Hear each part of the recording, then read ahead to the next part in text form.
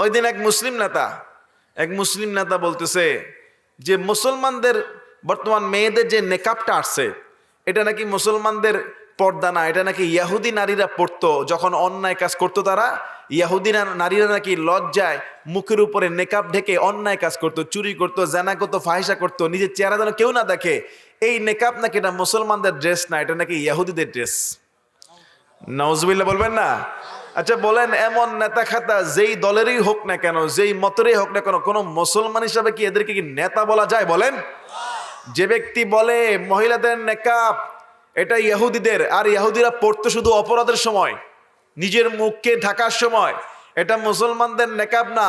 অথচ সূরা আহজাব 22 নম্বর পারা 5 নম্বর পৃষ্ঠা কার কথা? কুল ইয়া আইয়ুহান নাবিয়্যু আজওয়াজিকা, আছে না নাই? পবিত্র কোরআন খুলেন, সূরা আহজাব খুলেন, 22 নম্বর পারা খোলেন, 5 নম্বর পৃষ্ঠা খোলেন।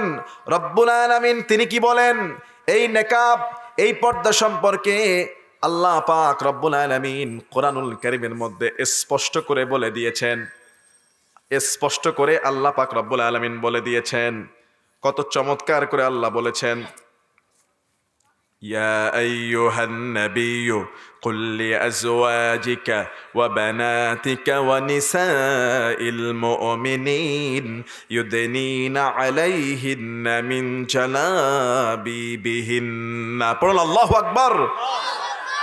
আল্লাহ ডাক দিয়ে বলেন, ও নবী, ইয়া আইয়ুহান নবী কুল লিআজওয়াজিকা, আপনি আপনার বিবিদেরকে, ওয়া বানাতিকা কন্যাদেরকে, ওয়া নিসাইল মুমিনিন মুমিন নারী যারা, ইউদনিনা আলাইহিন্না মিন জালাবিবিহিন্না, তাদেরকে বলে দেন জিলবাব চাদরটা যেন টেনে দেয়।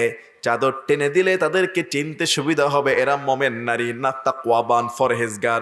যালিকা আদনা আন ইউরাফনা ফালা ইউযাইন, পর্দা করলে পৃথিবীর কেউ তাদেরকে ইভটিজিং আর ডিস্টার্ব করবে না। সুবহানাল্লাহ। এই যে জিলবাবের ব্যাখ্যা তাফসীরের মধ্যে আছে, মাথার মধ্যে ঘোমটা দেওয়া, চেহারাটা ঢেকে ফেলা, বড় চাদর ওড়না ব্যবহার করা, মুসলমানদের তাকওয়া ফরহেজগারিতা। কোরআনের আয়াতের বর্ণনা, যত বড় নেতা হোক না কেন, যত বড় মুসল্লি হোক না কেন, কোরআনের একটা আয়াত আর মুসলমানদের ড্রেস আপ, মুসলমান নারীদের পর্দাকে ব্যঙ্গ করবেন যিনি, নামদারি মুসলমান হতে পারে সমাজের সবচেয়ে মুনাফিকের বাচ্চা তিনি। এ সমস্ত মুনাফিকদের সঙ্গে আমাদের কোনো সম্পর্ক? কেননা কোরআন আগে, হাদিস আগে, রাসূল আগে, দিন কায়েমের আন্দোলন আগে। কথা বলেন ঠিক না বেঠিক? পর্দা নেকাব এটা কোনো ইহুদিদের কালচার না, অমুসলিমদের কালচার না, এটা হলো মুসলমানদের পর্দা। রাসূল সাল্লাল্লাহু আলাইহি সাল্লামের বিশ্বনবীর শুরু থেকে এটা জারি করা হয়েছে।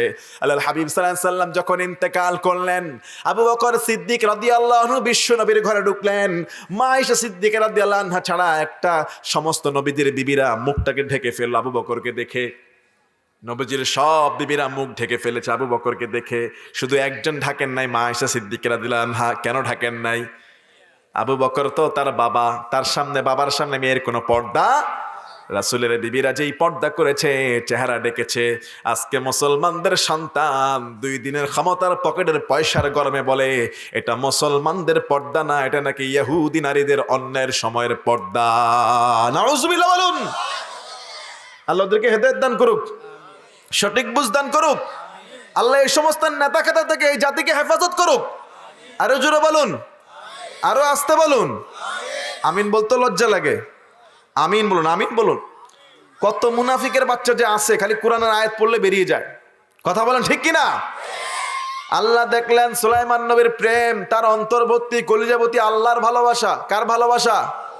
আল্লাহ আমারে রব, এই রবি আমার সব। বলুন না, আল্লাহ আমার রব, এই রবি আমার সব। দমে দমে তনু মনে তারি অনুভব, দমে দমে তনু মনে তারি অনুভব। তোমার দুনিয়াতে আমি যেদিকে তাকাই, অথই নিয়ামতে ডুবে আছি সবাই। পাখালির গানে শুনি তাসবিহ কলরব, তসবি কল রব, আল্লাহ আমার রব, এই রবি আমার সব। আলহামদুলিল্লাহ। আল্লাহ দেখলেন সুলাইমান নবী আমার খুশির জন্য আমার আসর পড়তে পারে না, এই জন্য একটা না দুইটা না 20,000, কত হাজার, 20,000 ঘোড়াকে কুরবানি করলেন, যিনি আল্লাহর পক্ষ থেকে নগদ পুরস্কারের ব্যবস্থা পেয়ে গেলেন তিনি। কি পুরস্কার? আসেন, কি পুরস্কার? আমার আল্লাহ বলছেন ফাসাখখারনা লাহুর রিহা তাজরি বিআমরিহি রখাআন হাইতু আসাব। আল্লাহ বলছেন সুলাইমান, ঘোড়া তো সব কোরবানি করে দিয়েছো, এখান থেকে সেখানে, ওখান থেকে ওখানে, এক রাজ্য থেকে আরেক রাজ্য। তুমি হলা প্রেসিডেন্ট, তুমি হলা বাদশাহ, পরিচালনা করার জন্য যাওয়ার প্রয়োজন হতে পারে, কিভাবে যাবা? যাও, ঘোড়ার উঠা লাগবে না। ফাসাখখারনা লাহুর রিহা তাজরি বিআমরিহি রখাআন হাইসু আসাব। আজকের পর থেকে প্রচন্ড বাতাসের যেই গতি আর শক্তি, তোমার হুকুমের আনুগত্যশীল বানায়া দিলাম। বাতাসকে বলা মাত্র দেরি, বাতাস তোমার সিংহাসন সহ উড়ায়া অমুক শহরে তোমাকে পৌঁছায়া দিবে। শুধু তোমাকে পৌঁছাবে না, তোমার সঙ্গে যেই জিনের বাহিনী, যেই মানুষের বাহিনী, যেই পশুর বাহিনী, যেই সেনাপতির বাহিনী, যেই সৈন্য বাহিনী, যতজন তোমার সঙ্গে বাতাস উড়িয়ে ওই শহরে নিয়ে যাবে ততজনকে। সময় লাগবে কেমন? আমরা বললাম আল্লাহ ঘোড়া দিয়ে যেতে অনেক সময় দ্রুত কম লাগে। ঘোড়া যদি 80 মাইল ঘন্টায় বেগে দৌড়ায়, 1 ঘন্টায় 80 মাইল যাওয়া যায়। 1 ঘন্টায় কয় মাইল? আরো জোরে বলেন। এখান থেকে ঢাকা কত মাইল? 120। ভালো একটা ঘোড়া রাস্তা ফাঁকা থাকলে 1.5 ঘন্টায় চলে যাবে। আল্লাহ ঘোড়ার দৌড় তো অনেক বেশি, বাতাসকে আবার ফেলে দেবে কিনা যমুনা সেতুর উপরে? বাতাসের গতি কেমন হবে? আল্লাহ পাক রব্বুল আলামিন সূরা সাবা 22 নম্বর পারা 8 নম্বর পৃষ্ঠা 12 নম্বর আয়াত রব্বুল আলামিন বলেন, ওয়ালি সুলাইমানার রিহা গুদুহা শাহরু ওয়া রাওয়াহুহা শাহর। হে সুলাইমান, যেই পথ ঘোড়া দিয়ে যেতে লাগতো 1 মাস, ঘোড়া দিয়ে যেখানে যেতে, ইন্নালিল্লাহ, আল্লাহ সহজ করুন। সুস্থ আছে তো? ঘুমে হয়েছে। দেখ একটু শোয়াই দেন, কোলের মধ্যে শোয়াই দেন, বসায় শোয়াই দেন, এখনই টানাটানি করেন, একটু শোয়াই দেন, বসে শোয়াই দেন, একটু পানি খাওয়ান, আল্লাহ সহজ করুক। আল্লাহুম্মা আমিন। আল্লাহ সুস্থতা দান করুক, বলে আল্লাহুম্মা আমিন। ঠান্ডা অনেক বেশি তো না? ঠান্ডায় না, এমনি একটু অসুস্থ। আল্লাহ একটু জিকির করি, লা ইলাহা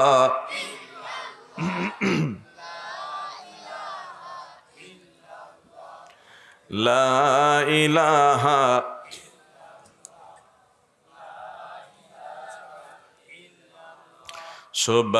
সুবহানাল্লাহ ওয়ালহামদুলিল্লাহ লা ইলাহা সুবহানাল্লাহ আলহামদুলিল্লাহ লা ইলাহা ইল্লাল্লাহ লা ইলাহা ইল্লাল্লাহ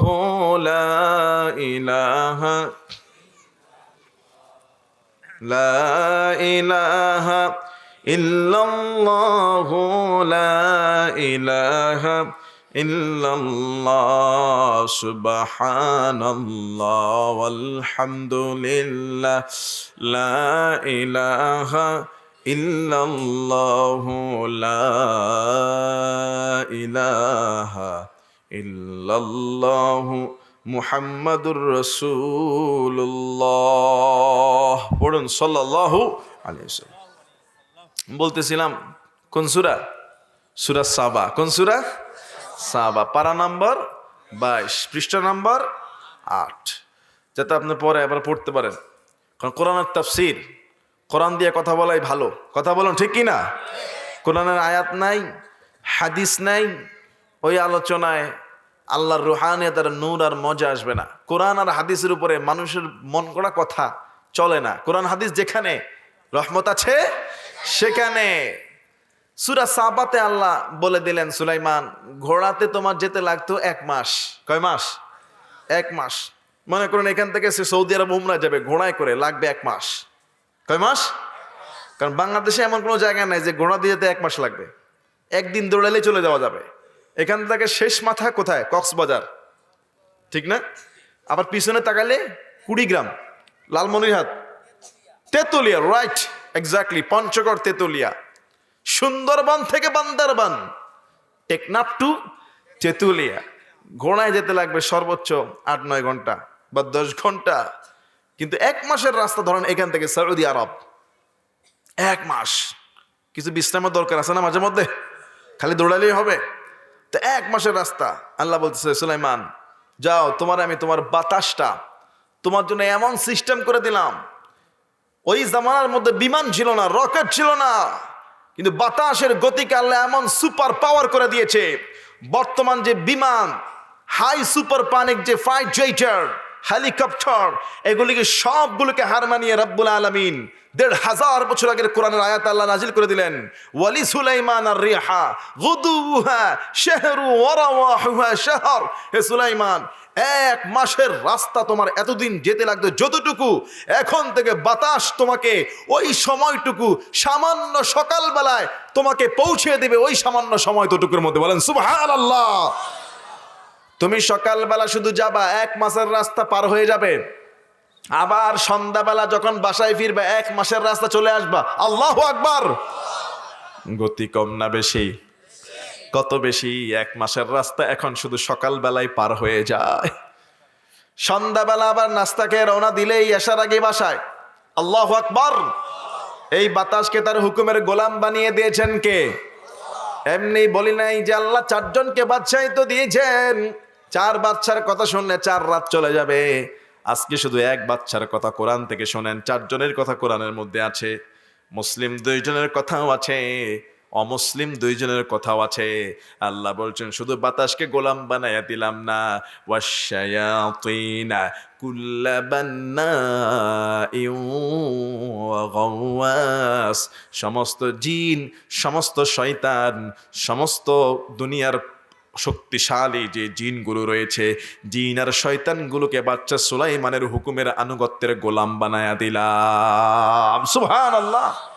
ওয়াসাল্লা লাহু আইনাল কিতর। কিতর মানে হলো তামা। তামা আজকের জামানায় আমরা লোহা গলায়া, তামা গলায়া বিভিন্ন জিনিস বানাই, দরজা বানাই, জানালা বানাই, স্টিলের, কথা বলে না, ডেক বানাই, পাতিল বানাই, মূর্তি বানাই, বিল্ডিং বানাই। বর্তমান জামানায় এমন বিল্ডিং বের হয়ে গিয়েছে, পিলার লাগে না, রডের পিলার দ্বারা, মোটা রড দ্বারা, উপরে রড দ্বারা বিল্ডিং বানিয়ে ফেলতেছে। সিমেন্ট লাগে না, ইট লাগে না।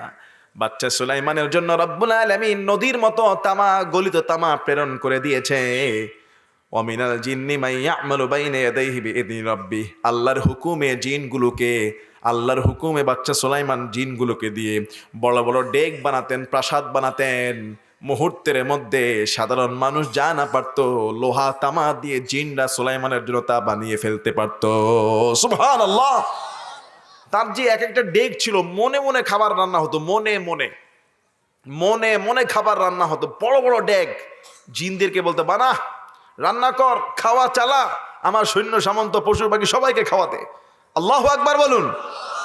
তাহলে 1 নম্বরে বাতাস দিলেন, 2 নম্বরে জিন জাতিকে দিলেন, 3 নম্বরে আসেন চলে যাই সূরা নামালে। কোন সূরা বললাম? সূরা নামাল। সূরা নামালের মধ্যে আসলাম। 3 নম্বরে রব্বুল আলামিন সুলাইমান নবীকে এমন একটা ক্ষমতা দিয়েছেন। ক্বালা ইয়া আইয়ুহান নাস উল্লিমনা মানতিকাত তায়র। পৃথিবীর যত পশু পাখি রয়েছে, বাচ্চা সুলাইমানকে পশু পাখি জীবজন্তুর ভাষা ক্ষমতা বোঝার তৌফিক দান করে দিয়েছেন কে? উনার বহরে অনেক পাখি ছিল, অনেক কিছু ছিল। একবার বাদশা সুলাইমান তার সৈন্য দিয়ে যাচ্ছে, এক সফরে যাচ্ছে। সফরে যাওয়ার সময় তিনি যখন ঘোড়া, তারা সবাই মিলে যাচ্ছেছে, ওয়াহশিরা লি সুলাইমান, তখন ঘোড়ায় যেত, তখন ঘোড়ার আমলের কথা, বাতাসের আমল না। তিনি যখন যাচ্ছেন, হাত্তা ইদা আতাউ আলা ওয়াদিন নামলি, পিপিলিকার যে রানী, পিপিলিকার যেই রানী, কোরআনে যে শব্দটা ব্যবহার করা হয়েছে পিপিলিকা সম্পর্কে, আহ্বানকারিনী মুয়ান্নাসের সিগা ব্যবহার করা হয়েছে। আজকে সায়েন্স দেখতেছে যে পিঁপড়াদের মধ্যে যে রাজা সে একটা রানী। আল্লাহু আকবার। আর ১৫০০ বছর আগে কোরআনে বলে দিয়েছে যে পিপিলিকাদের যে নেতৃত্ব দেয় সে হলো একটা নারী। আল্লাহু আকবার। কিন্তু খবরদার, কোন মানুষের নেতৃত্বে কোন নারী আসতে পারবে? রাসূলুল্লাহ সাল্লাল্লাহু আলাইহি ওয়াসাল্লাম তিনি দেখলেন ইরানের মধ্যে একজন প্রধানমন্ত্রী হলেন নারী। ইরানের যে সম্রাজ্ঞী, ইরানের যে নেত্রী, তিনি হলেন একজন নারী। আল্লাহর হাবিব যখন এই খবর শুনলেন, বুখারীর বর্ণনা, রাসূলুল্লাহ সাল্লাল্লাহু আলাইহি ওয়াসাল্লাম তখন একটা মন্তব্য করলেন।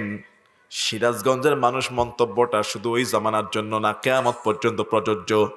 আল্লাহর হাবিব বললেন, যেই জাতির ক্ষমতা কোন নারীর হাতে তুলে দেয় ওই জাতি কোনোদিন কল্যাণকামী হতে পারবে না। এজন্য সমস্ত মুহাদ্দিস, সমস্ত মুফাসসির, সমস্ত উলামা ইকরামদের একমত, নারীরা নেতৃত্ব দেওয়া হারাম, নারীদেরকে ভোট দেওয়া হারাম, নারীদেরকে নির্বাচিত করাও আমার কথা। হ্যাঁ, বুখারীর বর্ণনা, কোরআনের পরেই যে হাদিসের মর্যাদা। রাসূল সাল্লাল্লাহু আলাইহি ওয়াসাল্লাম ইরানের নেতৃত্ব এক নারীর হাতে চলে যাওয়ার পরে রাসূল বললেন যে ওই জাতি কখনোই কল্যাণকামী হবে না যেই জাতির ক্ষমতা কোন নারীর হাতে থাকে। আল্লাহ নারী শাসিত প্রধান থেকে আমাদের দেশকে আল্লাহ হেফাজত করুক, আর কখনো যেন না আসে। বলেন না আমিন। আরো জোরে বলেন আমিন। নারীদের মানে আনুগত্য মেনে নেওয়া, তাদের কর্তৃত্বের প্রতি সাপোর্ট করা, রাসূলের হাদিসের সরাসরি বিরুদ্ধে চলে যাওয়া, এটা আমার কথা না ভাই। আপনি আমার মধ্যে রাগ করেন আর খুশি হন, কিছু যায় আসে না। রাসূলের পবিত্র জবানের কথা দাওয়াত করেছেন, কষ্ট করে নিয়ে আসছেন, আমিও কিছু কষ্ট করে কথা শোনায়া দিব। রাগ করার খুশি হলেন, কিছু যায় আসে না। আমরা সবাই আল্লাহর গোলাম, নবী মুহাম্মদ সাল্লাল্লাহু আলাইহি ওয়াসাল্লামের উম্মাহ, তারই কথা বলবো। কথা বলেন ঠিক কি না? এখন সেই নারী পিঁপড়াটা বলতেছে, হাত্তা ইদা তাওয়ালা ওয়াদিন নাম কালাত। দেখেন, কালা হলো পুরুষের সঙ্গে, আর কালাত, এই মাদ্রাসা ছাত্র এখানে আছে, মাদ্রাসা ছাত্ররা, তাই সাকিন মুয়ান্নাসের সিগা কালাত, এটা কি মুয়ান্নাস নাকি মুজাক্কার? মাশাআল্লাহ, এটা আওয়াজ টাওয়াজ দিও, সিগারেটিকে ফালা ফালা শুরু করে দিও পাশে। কালাত নামলাতুই, যেখানে নামলাহ এখানে গুলতা মুয়ান্নাসের আলামাত, নামলাতুই ইয়া আইয়ুহান নামলু দুখুলু মাসাকিনাকুম। একটা পিঁপড়া ডাক দিয়ে বলতেছে, এই পিঁপড়ার দল, তাড়াতাড়ি গর্তের ভিতরে ঢুকো, তাড়াতাড়ি গর্তের ভিতরে ঢুকো।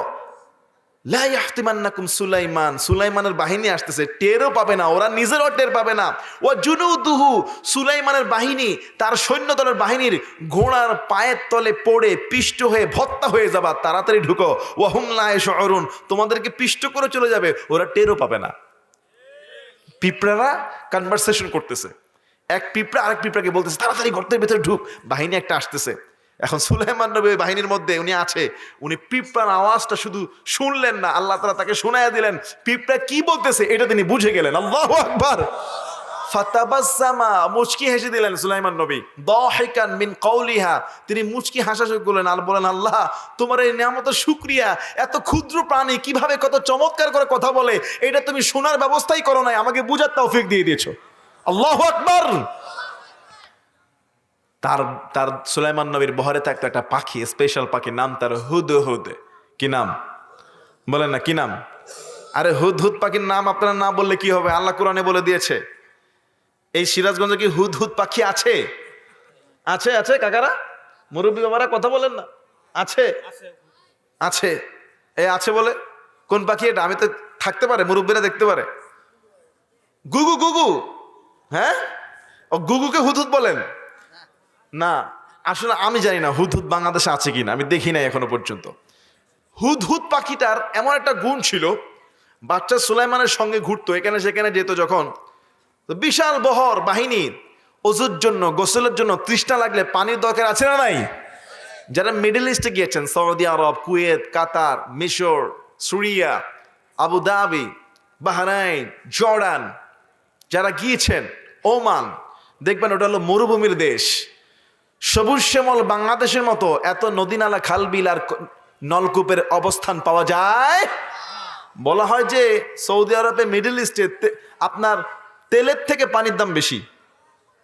পানি এত কি মূল্যবান, সব জায়গায় পানি পাওয়া যায় না। তো বাচ্চা সুলাইমান আলাইহিস সালাম যখন কোথাও যেতেন, রাস্তার মধ্যে পানির পিপাসা লাগলে, এত বাহিনী, অজু গোসলের প্রয়োজন হলে পানি পাবে কোথায়? তো তিনি বলতেন, হুদহুদ পাখিকে বলতেন, পাখি দেখো কোন জমিনের নিচে পানি আছে। আল্লাহ তাআলা হুদহুদ পাখিকে এমন একটা যোগ্যতা দিয়েছে, জমিনের উপরে যেমন দেখতেন, জমিনের নিচে পানি কতটুকু নিচে আছে সেটাও দেখার তৌফিক আল্লাহ তার চোখের মধ্যে দিয়ে দিয়েছিল। সুবহানাল্লাহ। পাখিটা ছোট হতে পারে, যোগ্যতা কিন্তু অনেক বেশি। তো হুদহুদ পাখি বলে দিত, বাদশা সুলাইমান এই জায়গাটার পানি খুব কাছাকাছি। কিছু কিছু জায়গা আছে না, নলকূপের পাইপ দ্রুত গানালে 20 ফিট 30 ফিটে পানি পাওয়া যায়, আবার কিছু কিছু জায়গায় 50 ফিটও পাওয়া যায় না, কিছু কিছু জায়গায় 100 ফিটও পাওয়া যায় না। কথা বলে না? আরে সিরাজগঞ্জের মানুষ কথা বলেন ঠিক কিনা? তো হুদহুদ পাখি সিগন্যাল দিত, বাদশা এই জায়গায় এই মাটির নিচে খুব কাছে পানি দেখা যাচ্ছে। তখন বাদশা সুলাইমান কি করতেন, জিনদেরকে বলতেন, এই জিনেরা এখান থেকে পানি উঠাও। তারা কি করতো, জমিনটাকে খাত করে পানি উঠাতো। সফরে যারা ছিল ওই পানি দিয়ে অজু গোসল পিপাসা মিটাই ফেলতো। সুবহানাল্লাহ বলবেন না? কত টেকনোলজি ছিল। এখন আপনারা পাইপ গাড়ান, তখন জিন দিয়ে আল্লাহ করে ফেলতো। হুদহুদ পাখির চোখের মধ্যে সেই পাওয়ার আল্লাহ দিয়ে দিয়েছে। তো একদিন বাচ্চা সুলাইমান তার বহর নিয়ে যাচ্ছে, ওয়াতাফাক্কাদাত তায়রা فقال ما لي لا أرى الهدهد أم كان من الغائبين। বাচ্চা সুলাইমান একদিন হুদহুদ পাখিকে খোঁজে, পাখি হুদহুদ কোথায়? বহরের মধ্যে সবাই আছে, চলন্ত অবস্থায় মিটিংয়ে সবাই আছে, হুদহুদ পাখি নাই। আম কানা মিনাল গায়িবিন, সে কি অনুপস্থিত? এত বড় সাহস, আমার পারমিশন ছাড়া, ছুটি ছাড়া হুদহুদ পাখি গেল কোথায়? লাউআযিবান্নাহু, আজকে আসুক, তাকে কঠিন শাস্তি দিব। লাউআযিবান্নাহু, নুনে তাকিদ, কঠিন শাস্তি দিব। আযাবান শাদীদা, এমন শাস্তি দিব। আও লাআযবাহান্নাহু, হয় জবাই করে দিব, না হয় কঠিন শাস্তির ব্যবস্থা করব, না হয় জবাই করে দিব। সিরাজগঞ্জবাসীরা পাখিকে জবাই করলে কি তার আর জীবন থাকার কথা? মৃত্যুদণ্ডের ঘোষণা করে ফেলেছে। আউলায়াতিয়ান্নি বিসুলতানিম মুবিন, অনুপস্থিত থাকার যদি কোনো যৌক্তিক দলিল দেখাইতে পারে, অনুপস্থিত থাকার যৌক্তিক কারণ দেখাইতে পারলে পরে ভিন্ন হিসাব, নতুবা তাকে কঠিন শাস্তি, নতুবা তাকে জবাই করে দিব। আল্লাহ কোরআনে বলতেছে, সুলেমান নবীর সেই ভাষাটা আল্লাহ কোরআনে কোট করলেন। এখন একটু পরেই হুদহুদ পাখি চলে আসছে।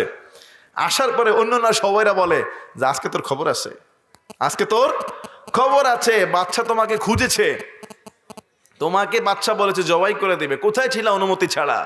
বলে আর কিছু বলেছে? হ্যাঁ বলছে, যদি যৌক্তিক কারণ দেখাইতে পারো তবে মাফ। সুবহানাল্লাহ বলবেন না?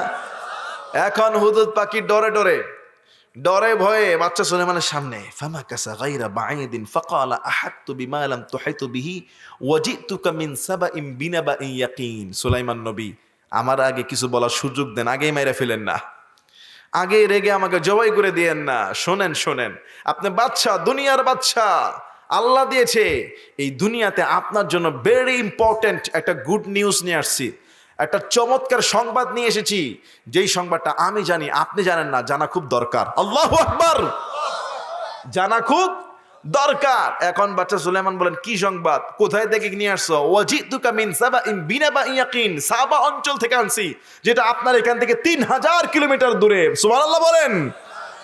নবীদের আন্দোলন হলো দিন কায়েমের আন্দোলন, ঠিক না বেঠিক? সমস্ত নবীরা হলেন তাওহীদবাদী, এক আল্লাহর হুকুম চালাতেন, এক আল্লাহর দাওয়াত দিতেন, আল্লাহর হুকুম দুনিয়াতে বাস্তবায়ন করার চেষ্টা করতেন। মিন সাবাইন বিনাবাইন ইয়াকিন, সাবা অঞ্চলটা হলো ইয়েমেনে।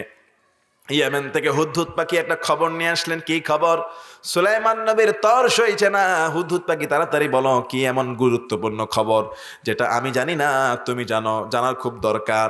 হুদহুদ পাখি বলে, তাহলে শোনেন, ইন্নী ওয়াজাদতু ইমরাআতান তামলিকুহুম ওয়া উতিয়াত মিন কুল্লি শাইইন ওয়া লাহা আরশুন আযীম। আল্লাহু আকবার।